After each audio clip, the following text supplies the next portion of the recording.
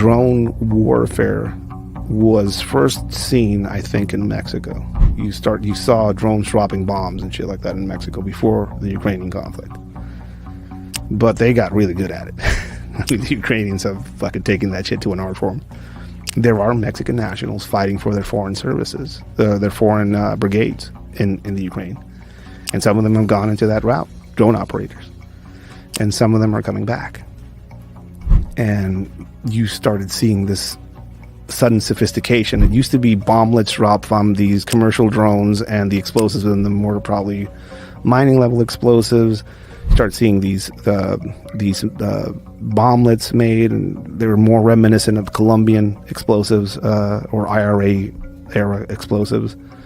And now you're seeing these coordinated drone attacks on military forces in Mexico. I think they recently got some high level army official. They got him with a drone. Didn't kill him, but they almost killed him.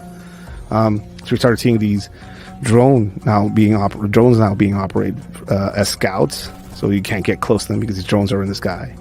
So now you're seeing drone cartels fighting against other cartel drones. So now we're seeing cartel guys with these futuristic anti-drone guns in the field. I've seen those things, yeah. They look like space guns, but on the hands of a cartel guy wearing like sandals, which is what the fuck's going on with these people? So you start seeing all this augmentation of capabilities.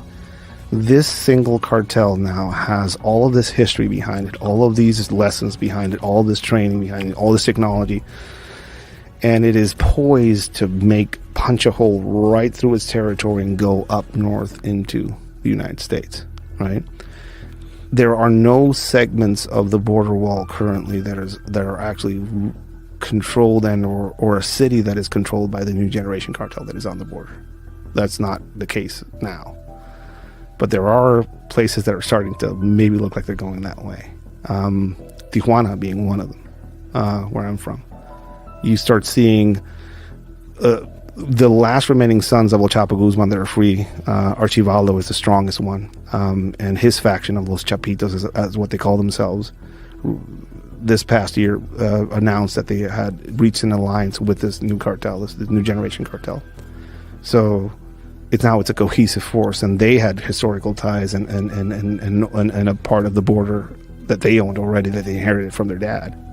So that nightmare scenario, having this cartel now having a clear doorway into the United States, it's pretty close if it's not there already.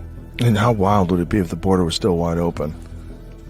Because they've cut down on illegal immigrants by some high 90%. Yeah, it's way down. There's still crossings going on. Oh, yeah, but it's really expensive. It's really expensive. You got to get that guy off TikTok. Yeah. There's a bunch of ways they do. I saw one where they were like, hey, they'll grab a portfolio full of copies of IDs and like, oh, you look like this dude. And then they'll give you, they'll say like, just get really drunk before you cross, and they'll pretend you're asleep. And they'll give you paperwork that looks like the dude, that looks like you. And that's how they cross people. And it's very expensive. That's how they cross you. Fast boats, there's a bunch of videos online, boats just arriving on the beach and just dudes jumping out. It's a classic and one. Running. There's and once they're in, they're in. There's a shortage of those wave runners. There's a shortage of them in Mexico because they just buy them just to. Well, a short trip. I mean, if you get on one in Tijuana and you hop over to San Diego, it's not that far. No, and they'll swarm it now. They'll do many of those boats. And if you were in TJ, you can see off the coast. There's a bunch of Navy ships now off the coast there. So which is a cause for alarm for a lot of Mexicans. When I say Mexicans view any sort of intervention by the United States with fear. Although they are also fearful of what happens if this is allowed to continue in Mexico, and they don't see any solutions from the government. Think about this idea of using special forces guys to fight the cartels. This is first and foremost, like if you were like, yo, we're gonna wipe out a cartel tonight, I'd have been like, I'll load my frags extra careful, like let's go, right? But the reality is like, I know all my buddies are like, yeah, we'll fuck them up in a night, we'll fucking fucking let's back up a fucking second here. The cartels have fucking men. They own the ground. They have fucking technicals. They have machine guns. They have fucking everything an army has.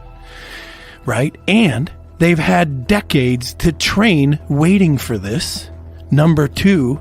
And number 3, our government's fucking compromised. So if you think they ain't gonna know you're coming, you know what I mean? I think you're fucking high. Jesus Christ, that's a terrifying So thought. The government's so compromised, the cartel's going to get the word out before. Well, how are we gonna? Look, we're not good at being fucking sneaky. We're not the Israelis doing that fucking pager shit. That you know pager what I'm saying? shit was wild. Yo, that needs to be the model for every fucking thing we do in the future. No matter what you think about the Israelis, what's going on in Gaza, that pager shit was wild. Which tells me America should go back to making its own fucking cell phones and its own. We shouldn't have our fucking comms made overseas at all in any way, shape, or form, in my opinion. No, I've been saying that forever. We should have our own cell phones. Fuck. And the fact that we're buying so much shit from China. Fuck. Especially after they banned Huawei because they know that Huawei stuff was compromised and they're having third-party input and be able to spy on people. Yeah. It's fucking crazy. Well, this is why we got to go back to making America like it used to be. We made our own shit. We use our own shit. We wouldn't have to worry about none of this.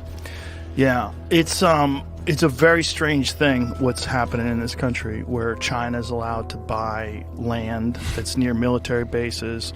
They supply cell phone towers. They put all these different, they sell us all this different shit, and we don't really know. I mean, I don't know how many experts are investigating these fucking cell phone towers. Fucking zero, I bet. Fucking zero. Arrived in Mexico, actually, one of the first arriving in Mexico. I ended up hanging around with some people, and they were smoking a lot of crack in Mexico. It's one of some of the first people I met. Wow.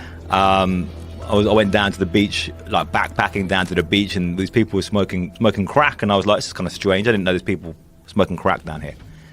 So when I got a job at the local newspaper in English, and I just started looking at the crime thing, one of the first stories I did was on the issue of crack being sold locally and how that linked to cartels.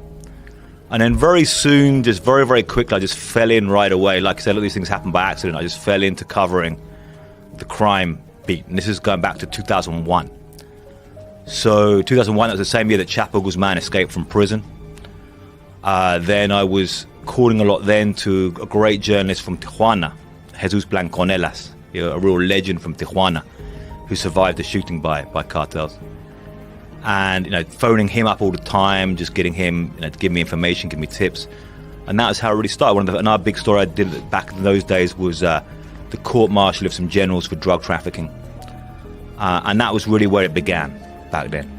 Generals for drug trafficking. How much of an issue is that? I mean, corruption must be unbelievably rampant. So, I mean, corruption even isn't a strong enough word for it. Sometimes I call it state capture. I mean, so this is the real beginning, and this has been a whole crazy 18 years of covering this stuff. I mean, this was just the very beginning back then. I've seen a whole lot of very crazy stuff in that time. But like, just to get a sense of how bad the corruption is, or what it really means on the ground level there. Like, there's policemen. Like, you interview policemen, you get to know the policemen in a certain town, certain city. And it's hard to know, how, or military guys or politicians, and you want to believe these are good people. You want to believe there's good policemen out there who really want to stop crime. So there was one policeman. His nickname was Tyson, like Mike Tyson. His nickname was Tyson because he was a well-built bloke, well-built guy, and he was friendly with the press. A guy from Michoacan, friendly with the press, and then it came out that he was actually a drug cartel member, a ranking member in the drug cartel, and he actually confessed. They used to have a thing where the police, the federal police, when they got him to confess on camera. You started working in law enforcement in what year? It's 2004. 2004. So you started before everything got really crazy in Mexico. Yes. So you can kind of trace back where it officially kicked off by the start of the Felipe Calderon's presidency, which is the second to last president we had. He basically said, full on war against the cartels. And by that time, I was kind of just getting done with my training in northern Mexico as a police officer. And what I thought was going to be, community policing and stuff like that turned into a full-on, here's a assault rifle and just go climb up on that Humvee with those military guys and let's go arrest cartel members. Oh, Jesus Christ. So you thought you were just getting a regular law enforcement gig? Yeah. I mean, realistically, there was no such sort of kind of job description. This was post 9/11. I was actually in med school, and that the economy and all over the border with the tightened security and stuff like that kind of went down, down the drain. And most of the money that I was using for med school, went away. And that in the newspaper, young unmarried individuals that don't have any kids, you're welcome to join type thing. Wow, young unmarried individuals with no kids. They want that specifically. Yeah, that was probably a big alarm bell should have sounded in my head. But there weren't a lot of opportunities for somebody my age there that didn't have a career, and I thought it would be, everybody said don't go, but yeah. I would have said that. Was your friend? I'd be like, Ed. But it to me, it was a challenge. And a lot of people said I couldn't do it. And I did it. And then it turned into something that wasn't what most people expected when they went into it. It was a full-on urban warfare type situation. Wow. So post 9/11, the borders get tightened up. And the economy gets very bad in the border towns. Is that what happens? Because people can't get through as easily? It's heightened security, so commerce isn't is freely done on both sides. Border waits that used to take an hour now would take 3 hours or 4 hours, depending on the time of day. So, things got affected. Also, a worldwide recession situation kind of happened, so everything kind of went down the toilet. I have a lot of family in the border region, and most of our family businesses that we had, basically kind of tanked during that time. How much of an effort is there to eradicate the cartels? Because if you can get a guy like El Chapo, who at least in terms of popularity is at the top, is he at the top of the list? As far as popularity? But he's at the top of the list as far as popularity. But as far as the actual drug dealers, is he at the top of the list, or are there more clever folks that hide underground? Yeah, there's rumors of people above him that are still out there somewhere. Yeah, that's what everybody that's the great conspiracy. Is that El Chapo is basically the bank manager? But there's he has a compadre. Compadre is somebody that if you're the godfather of my kid, you're my compadre, right? So he has a compadre out there, El Mayo Zambada, and he is still out there, right? And the extent of how he works and where he works is unknown. So he's more slick. Exactly. He tries to stay more low key. Well, there's some people get sick with the fame probably, and they want to go outside. And, once that TV show Narcos came on, yeah. Then people. I think there's a lot of people who did not realize how crazy the life of Pablo Escobar was. Yeah. And what really went down in Colombia. Yeah. I mean, it's crazy. Pablo Escobar was a single. He was a phenomenon in his time and age, but he was one man. Now imagine replicating that type of insanity over the span of Mexico, and it's about 8 or 9 guys. That was the 90s. Early 2000s, because these guys were, Legion of Doom type thing, where they would be enemies, but they would have reunions and they would meet up and kind of agree on, certain terms things and stuff. Yeah, just like in the Pablo Escobar show. yeah. So they really do that. They get together and have meetings, and sometimes they kill each other. That's a reality. They do at times, or did at times, because things are currently after El Chapo. Things kind of shifted and changed. What happened? Main thing is a power vacuum. And with the power vacuum and legalization on this side of certain substances like marijuana, the pot fields are now poppy fields. And new things like them now dedicating themselves to heroin instead of the weed, which mysteriously there's still weed fields down there for some reason. You guys are way better at making it than anybody down there, but for some reason there's still some weed fields. Well, I think it's a lot of it is access, especially in the states where it's prohibited. Yeah, they're probably more willing to get it to the people. That's probably it. Meth. meth precursors being brought in from China to Mexico, or now being made in Mexico, like industrial level stuff. Right. And a new upsurging cartel down there that is trying to overtake the Sinaloa cartel. The new generation cartel is coming out of Guadalajara, and they're kind of really militarized kind of wing of the cartel activities that are trying to, take control over the whole thing. They can continue to grow. I mean, it's really, is it possible that we're looking at a country that might be completely run and overrun by criminal organizations and drug sellers? Some parts of it are already. Yeah. So what I think is going to happen is you'll see escalations. A clear sign or a clear group that is like a sign of things to come is the new generation cartel. The new generation cartel is a cartel that was it used to be called Los Matacetas. It was basically an armed enforcing group that Sinaloa cartel made to go after their main rivals, the Zetas, which were originally members of Mexican special forces that said, you know what, we're going to be cartel guys now, and cartel enforcers now. So they whole sordid history. It was a militarized group that was formed to go after them, right? And their whole kind of play was that we're going to be against extortion, against abducting people, against affecting the community. We're going to enforce the law in our communities, but we're also going to move drugs through here, right? But that's kind of their thing. So you see this group start kind of growing in the region. And right now it's pretty big. It's rivaling the Sinaloa cartel as far as power and reach. But the way they do their things is militarized.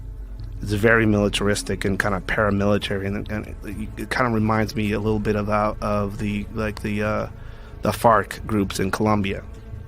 Hearts and minds, they go into the communities, they're community policing in the area. They originally said, we're aware the government wants to fight drugs here in the region. We agree with their fight, but we are also going to fight against these guys that are affecting the community as well.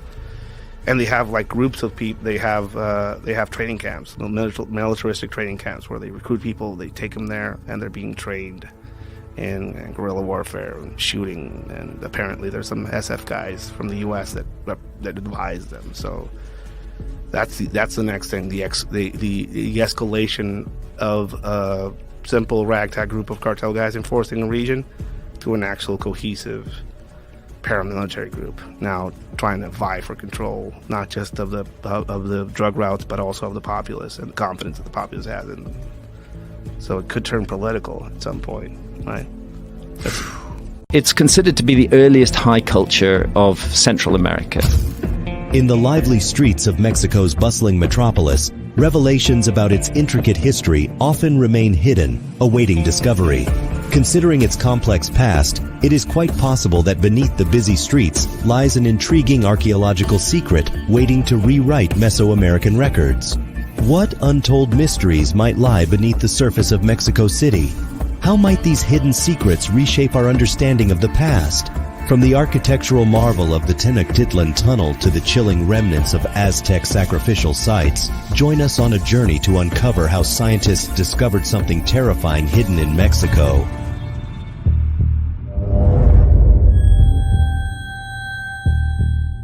Mexico is a vibrant nation nestled in the southern region of North America. Mexico shares its borders with the United States, Guatemala, and Belize. It is the 11th most populous country globally, boasting a rich history and culture that traces its roots to ancient civilizations like the Mayans and Aztecs. Mexico's landscape is filled with breathtaking natural wonders, encompassing expansive deserts, towering mountains, and pristine beaches. A fascinating contrast emerges within its boundaries, where modern cities coexist harmoniously with ancient ruins and traditional villages. This country has abundant natural resources, including oil, silver, and copper. Today, it is the world's leading producer of silver. But there's more to Mexico besides the glamour, including some downright terrifying things. Here are discoveries unearthed by scientists in Mexico. Templo Mayor ruins. The Aztecs were famous for their deep connection with the supernatural. Indeed, most excavations and archaeological findings related to this civilization underscore that their architectural marvels were grand tributes to their deities. The Aztecs spared no effort in seeking to appease the gods above all else. They held Templo Mayor, also known as the Great Temple of Tenochtitlan, in the highest regard. Today, this religious site is one of UNESCO's prestigious World Heritage Sites.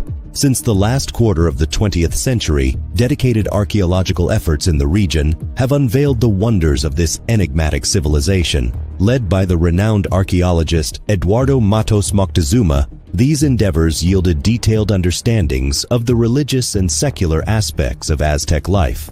Eduardo's archaeological mission successfully unearthed the temple's intricate sculptures, featuring sacred snakes and serpents, a priestly school, bathing facilities, private chambers, and more.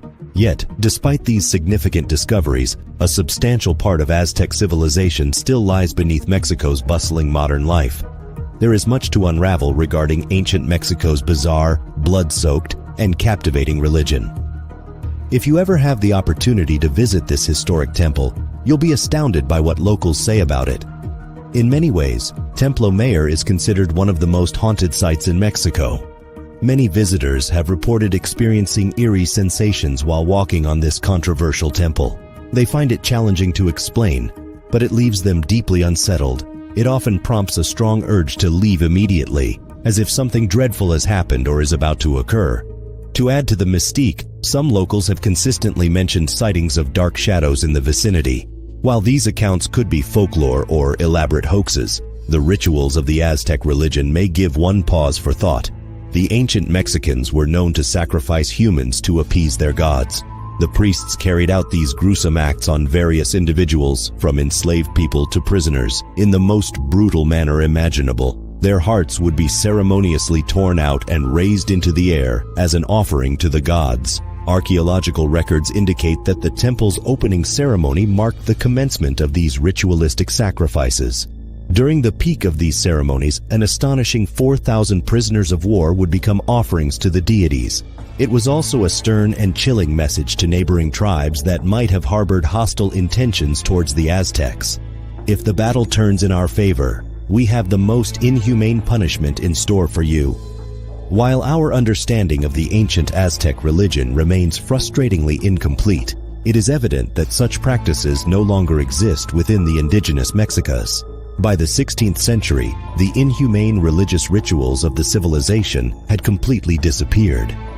However, the discovery of vast collections of human bones at the site serves as a chilling reminder of these practices' widespread and brutal nature. Evidence suggests that the remains of the deceased were left to decompose on the temple's steps, and their hearts were cast into the air once the ritual was concluded. Now it becomes clearer why Templo Mayor is rumored to be haunted. The Aztec Death Whistle. The Aztec death whistle is an enigmatic artifact that has captivated the attention of archaeologists and history enthusiasts alike. Unearthed in Mexico during the early 1990s, this ghostly whistle has puzzled many researchers by its purpose. Crafted from clay, it takes the form of a human skull, complete with a jawbone and eye sockets. According to Aztec mythology, the death whistle was central in sacrificial ceremonies. It functioned as a tool to invoke the spirit of the underworld god, Mictlantecutli. Additionally, it was thought to instill fear in enemies' hearts during battles. When the whistle was blown, it produced a noise resembling the anguished wail of a dying human. This sound is widely recognized as one of the most spine-tingling to ever emanate from a musical instrument. The Aztec death whistle has undergone extensive scrutiny, with researchers attempting to replicate its eerie sound to fathom its impact on Aztec society. To produce this haunting sound, one must blow into the whistle's mouthpiece while covering the holes on the top of the skull. The resulting noise is bone-chilling and can be heard from a considerable distance. In recent years, the Aztec death whistle has gained popularity among musicians and sound designers who have incorporated its unique sound into their music and film projects. However, its true purpose and significance within Aztec culture remain mysterious. Many archaeologists propose that the Aztec death whistle symbolized power and fear, playing a pivotal role in shaping the culture and beliefs of the Aztec civilization. The whistle's intricate design and ability to produce such a haunting sound testify to the Aztec people's advanced acoustics and materials engineering knowledge. The discovery of the Aztec death whistle has illuminated the rich history of the Aztec civilization, shedding light on the beliefs and rituals that shaped their existence. It remains a captivating artifact that intrigues researchers and history enthusiasts alike. The Aztec death whistle conceals further secrets and mysteries, waiting to be unveiled with time. The cenote sacrifice. The cenote sacrifice in Mexico has left archaeologists in awe, shedding light on the intriguing practices of the ancient Maya civilization. Within this civilization's religious beliefs, sacrificial rituals involved offering objects and even people to cenotes, natural sinkholes filled with water. The revelation emerged from divers exploring underwater caves in Mexico's Yucatan Peninsula. Among the treasures found in the watery depths of the cenote were precious artifacts made of jade and gold. According to findings, the Mayans sacrificed these items during drought or famine, hoping to appease their deities and bring about much-needed rainfall. It's worth emphasizing that the custom of human sacrifice was not exclusive to the Mayans. Other Mesoamerican societies also partook in similar rituals. This specific cenote is believed to be older than a millennium, offering a unique portal into the cultural and religious traditions of the ancient Maya. Dedicated researchers have been tirelessly analyzing the artifacts and remains retrieved from the cenote. The cenote sacrifice in Mexico has opened up an exciting new avenue for scientists to gain deeper insights into the Maya civilization and their way of life. This extraordinary find has sparked worldwide interest among scientists, reigniting a fascination with the Maya civilization and its rich culture. The discovery of the cenote sacrifice in Mexico represents a momentous archaeological discovery that unveils a significant aspect of the ancient Mayas' religious practices.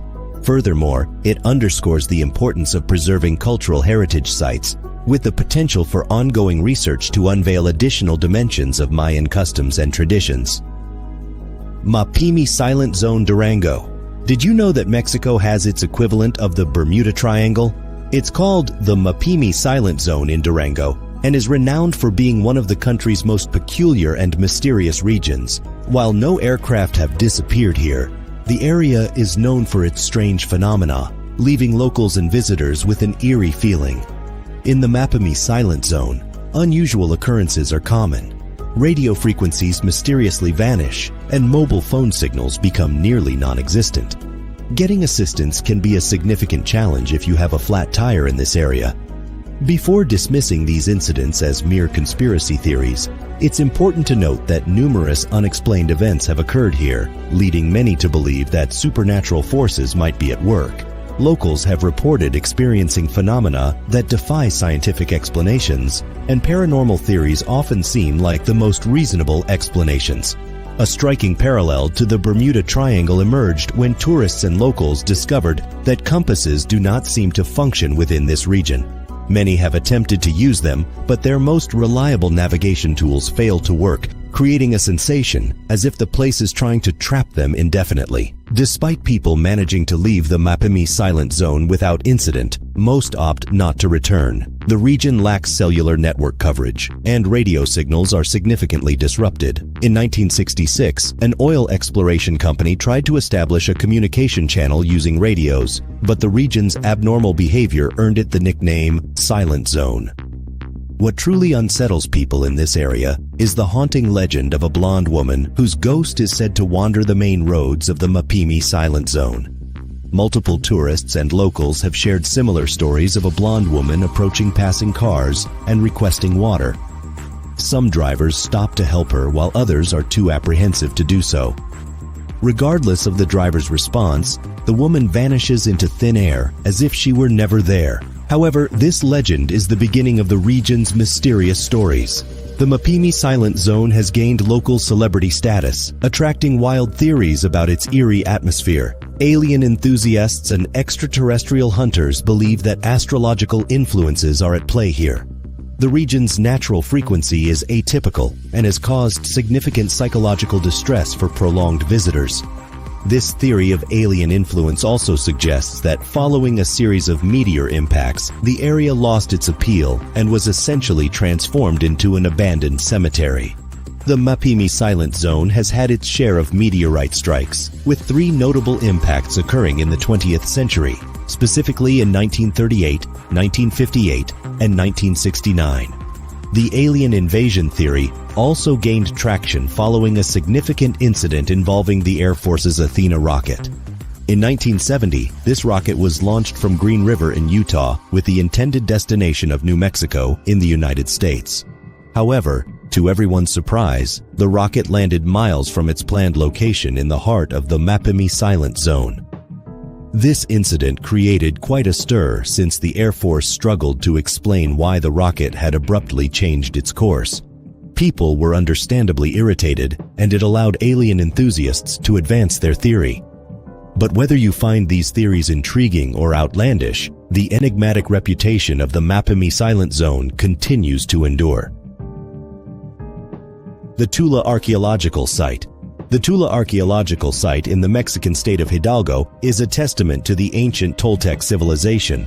The Toltecs flourished between the 9th and 12th centuries AD in central Mexico. They were renowned for their artistic achievements, including distinctive stone sculptures, and they excelled in architecture and engineering. The Tula Archaeological Site is one of Mexico's most significant Toltec sites. It houses the ruins of a once thriving city, complete with temples, palaces, and ball courts. Notably, the site features impressive stone columns intricately carved with Toltec designs and motifs. The Atlantean figures are the most famous structures, towering over 4 meters tall and depicting ornately dressed warrior figures. Excavations at the site have unveiled insights into Toltec life and culture, including evidence of human sacrifice, such as the remains of sacrificed children, and various artifacts like pottery, jewelry, and tools. Additionally, the site includes several ball courts used for the popular Toltec sport of ulama, a form of handball played with a rubber ball. The city is wrapped in captivating myths and legends. One legend suggests that the city was founded by C.E. Acatl Topiltzin Quetzalcoatl, a warrior hero believed to be a god in human form. In contrast, others claim it is the birthplace of the Aztec god Quetzalcoatl. Visitors to the Tula Archaeological Site can explore the city's ruins, delving into Toltec history and culture. Surrounded by a picturesque countryside, the site also attracts hikers and nature enthusiasts. The Tula Archaeological Site combines rich historical significance with natural beauty. It remains a must-visit destination for those intrigued by Mexico's ancient civilizations. The Sacrificial Stone. The Stone of Tizoc is a captivating archaeological discovery that has perplexed researchers for decades. This substantial stone was unearthed in Mexico City in 1791 and is believed to have Aztec origins. It derives its name from Tizoc, an Aztec ruler who reigned from 1481 to 1486. This remarkable artifact, composed of volcanic stone, measures over 11 feet long and stands more than 5 feet wide. Adorned with intricate carvings and hieroglyphics, the Stone of Tizoc depicts scenes encompassing warfare, sacrifice, and mythology. Despite extensive research, the purpose and significance of the carvings on the Stone of Tizoc continue to elude scholars. Some posit that these carvings may narrate pivotal events in Aztec history or mythology, while others suggest they could serve as propaganda to glorify Tizoc's reign. One hypothesis proposes that the Stone of Tizoc may have played a role in sacrificial rituals, in line with the Aztecs' practice of human sacrifice. It is conceivable that the stone functioned as a platform for such ceremonies, although concrete evidence to support this notion remains elusive. Another intriguing aspect of the Stone of Tizoc is its apparent celestial alignment. The carvings on the stone correspond with the positions of specific stars and constellations, leading some to speculate about potential astronomical purposes. Despite its numerous mysteries, the Stone of Tizoc is a significant artifact of Aztec culture and history. Its intricate carvings and imposing dimensions continue to captivate researchers and visitors alike. As with many relics, there is still much to be uncovered and understood about this captivating piece of history.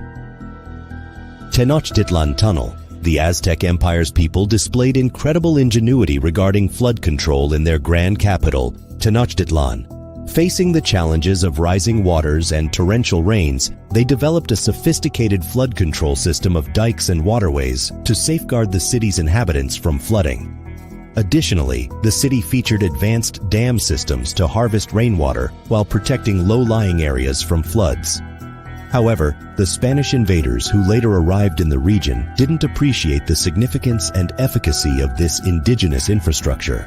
During the brutal Spanish colonization period, they neglected to invest in the maintenance of these flooding control systems. They only acknowledged their value after devastating floods in the 1600s resulted in significant loss of life in Tenochtitlan. It wasn't until 2019 that Mexico's National Institute of Anthropology and History made a monumental discovery, one of the tunnels from the original flood control system. This archaeological find provided a deeper insight into the sophisticated city planning mechanisms of the Aztec civilization, showcasing their unparalleled engineering skills.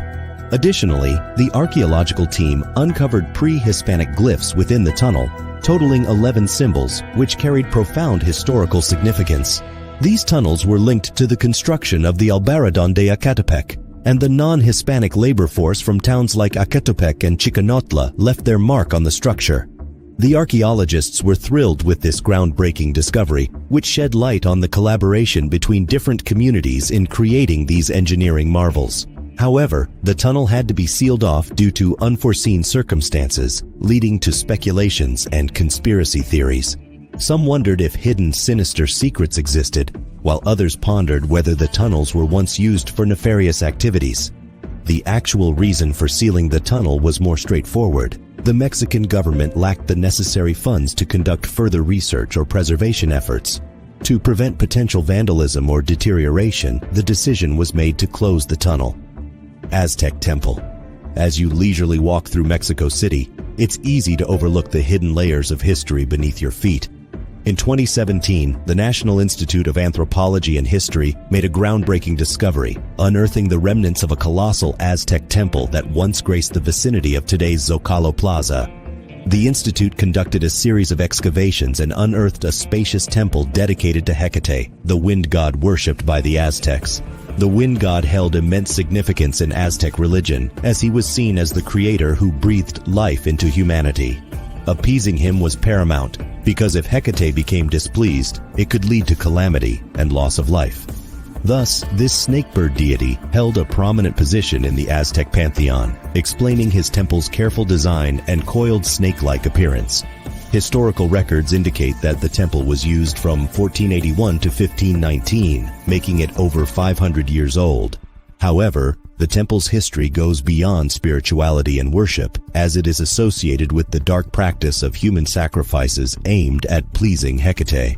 Archaeologists discovered 32 severed neck vertebrae in the temple pits, indicating the sacrifices made to appease this god. The victims ranged from infants to adults, and the various body parts found suggest that the bodies were left exposed as offerings to the gods. The dreadful practice of human sacrifice ended with the arrival of Spanish invaders in the city. They dismissed the ancient traditions of the civilization and paid no heed to the spiritual significance of temples like the one dedicated to the god of wind. Instead, they built their infrastructure on top of these notable sites to suppress Mesoamerican influence. As the archaeological site is on private property, further excavation becomes challenging. The owner plans to construct a hotel on the land but is committed to preserving the magnificent discoveries that have left experts and the public astounded and deeply moved.